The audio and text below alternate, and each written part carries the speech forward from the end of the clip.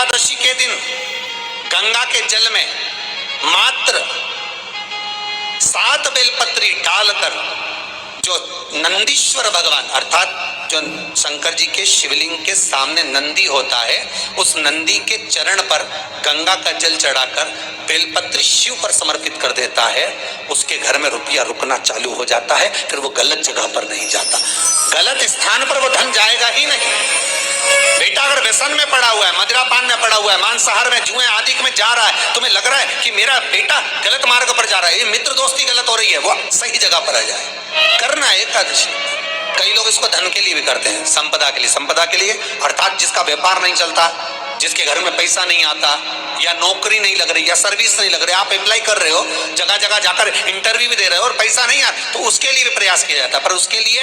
यहाँ पर जो धन के लिए करते हैं, उसके लिए विष्णुपदी के लिए करते हैं। मतलब एकादशी के दिन जब आप जल शंकर को चढ़ाने तो रोज ही जाते हैं। जब एकादशी का दिन रहे और शंकर जी के मंदिर में आप जल समर्पित करें तो 3 बार मुख से स्वधा स्वधा स्वधा या स्वधा स्तोत्र का पाठ, जिसमें 12 श्लोक। एक पत्ती के अंदर जरा ध्यान देंगे, जैसे इस पत्ती में ढेर सारी पत्तियां लगी हुई है, उस पत्ती में से भी एक पत्ती तोड़ोगे और एक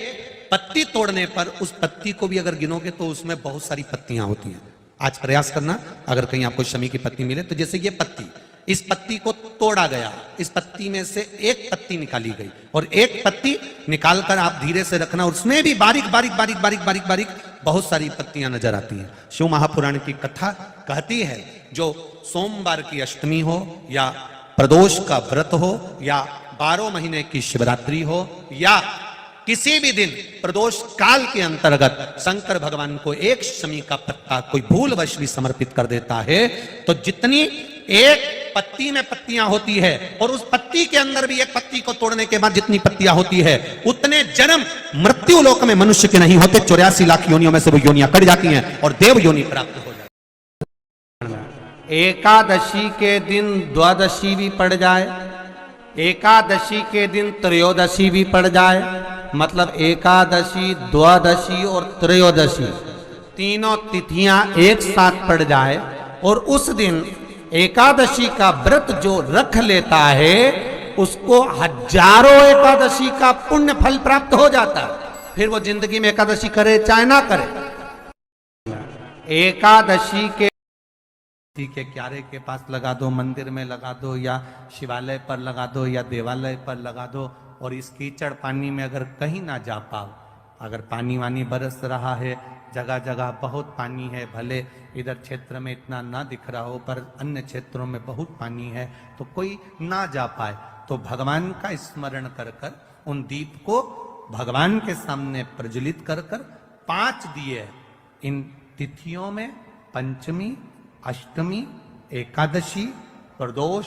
शिवरात्रि, अमावस्या और पूर्णिमा, जो सावन के महीने में अधिक मास पड़ता है, उसमें ये 7 तिथियों पर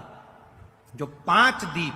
भगवान के सामने प्रज्वलित कर कर अपने दरवाजे के पास में बाहर की ओर रख देता है, उसके घर में कभी रोग, बीमारी और लक्ष्मी की कोई कमती नहीं होती, उसका जीवन सार्थक।